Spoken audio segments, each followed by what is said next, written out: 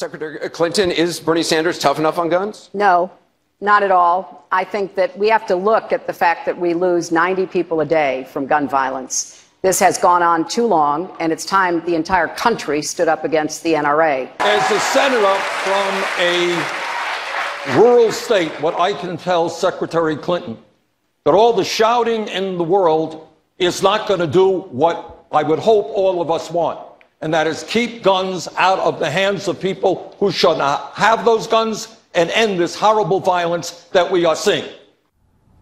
And welcome back to the Daily Wrap. Just quickly, guys, didn't it look like they're playing a game show, like they're on Jeopardy or something with those lecterns? Anyhow, the first scientific poll has been released now. It's the first one since the Democratic debate, and the big winner, according to NBC News, is, drumroll please, Hillary Clinton. Bad drum roll. 50% believe Hillary won the debate, while 33% thought the self-proclaimed Democratic Socialist Bernie Sanders took the top spot. Jim Webb, Martin O'Malley, and Lincoln Chafee, they all came in at 1% or below. Overall, both Bernie and Hillary saw slight bumps in support, with Hillary adding 3% and the Senator Sanders adding 2%.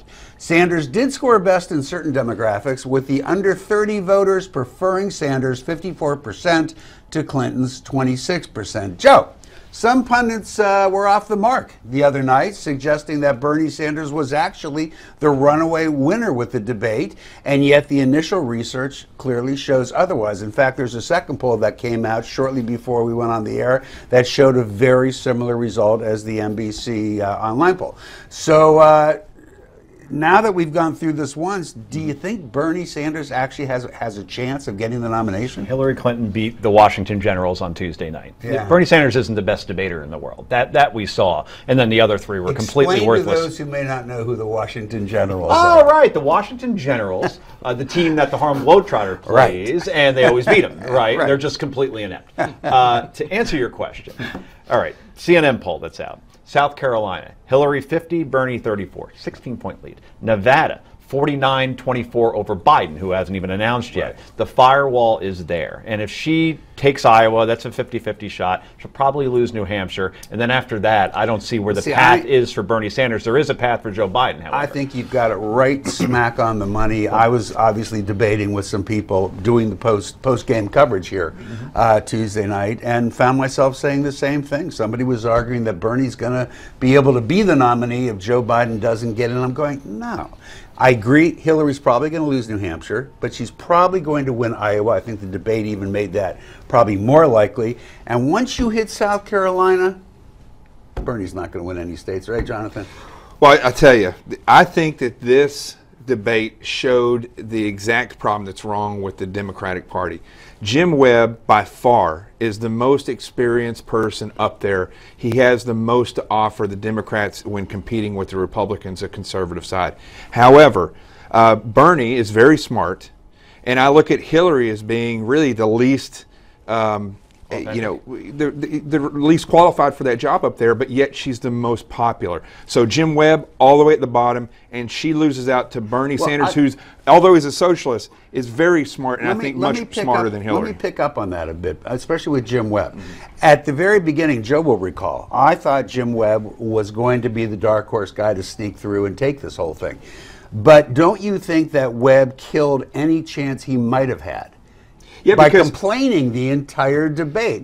And he was telling the truth. He wasn't getting a fair amount of time. But you don't stand there and complain. And he was awkward, Rick, too, right? Yeah. He's awkward. He's awkward. And his forehead never moved the entire time. But the problem is we pick popular people. We don't pick people who are qualified. And the Democrats are suffering. I think, regardless who gets elected or wins the nomination, it's probably going to be Hillary. But the Democrats are suffering because they're not looking at people who are qualified. So, Ben, let me take you somewhere else with this. Things may be improving a bit now in Clinton land, but not going quite so well over at the Democratic National Committee. Accusations are now coming in from other officers of the DNC suggesting that Wasserman Schultz, the chairwoman, is protecting Hillary Clinton by limiting the amount of debates to just 6. DNC Vice Chairwoman Congressman Tulsi Gabbard told CNN she was denied a ticket to the debate by Wasserman Schultz because she had been complaining about having more debates. As you know, I've been pretty vocal about calling out for more debates. I've been calling for more debates because that differentiated from the decision that the chairwoman made from the DNC. I was told that I was no longer welcome to come to the debate. That's pretty amazing, isn't it, when you think about a vice chair of the DNC, simply because she's recommending more debates, you disinvited her from coming here? Well, first, that's simply not true.